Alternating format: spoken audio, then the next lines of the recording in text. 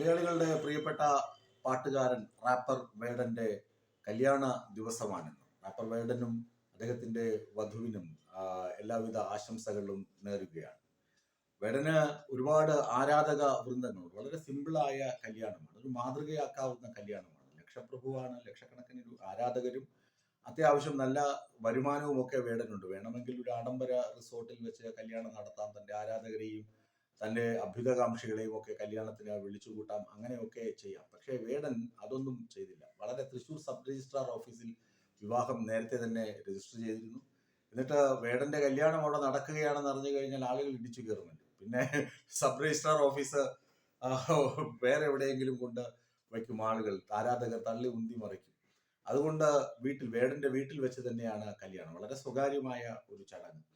അതിനകത്ത് വേടന്റെ ബന്ധുക്കളും സുഹൃത്തുക്കളും അതുപോലെ വധുവിന്റെ ആ പെൺകുട്ടിയുടെ പേര് നവമി ലത എന്നാണ്, എഴുത്തുകാരിയാണ്. നവമി ലത വളരെ ദീർഘകാലം നീണ്ട പ്രണയത്തിനൊടുവിലാണ് അവരുടെ കല്യാണം യാഥാർത്ഥ്യമാകുന്നത്, പ്രണയം സഫലമാകുന്നത്. അപ്പോൾ അവർക്ക് എല്ലാവിധ ആശംസകളും. അതുപോലെ തന്നെ വേടൻ തന്നെ പറയുന്നുണ്ട്, നിങ്ങളുടെ അനുഗ്രഹവും മനസ്സുമാണ് ഞങ്ങൾക്ക് വേണ്ടത്. ഈ അനുഗ്രഹവും മനസ്സും ഉണ്ടെങ്കിൽ ഞങ്ങൾ വളരെ സന്തോഷ സമൃദ്ധമായി ജീവിക്കാൻ കഴിയും. അതുകൊണ്ട് നിങ്ങൾ ആരെയും വിളിക്കാത്തതിൽ നിങ്ങൾ പരിഭവം തോന്നരുതെന്ന് രണ്ടുപേരും ഒരുമിച്ചിരുന്നിട്ടുള്ള ഒരു വീഡിയോ സന്ദേശമാണ് പുറത്തു വന്നിട്ടുള്ളത്. അവർ പറയുന്നത്, നിങ്ങളെ എല്ലാവരെയും വിളിക്കണമെന്നൊക്കെ ആഗ്രഹമുണ്ട്, പക്ഷേ ഇങ്ങനെ കുറെ പ്രശ്നങ്ങളുണ്ട്.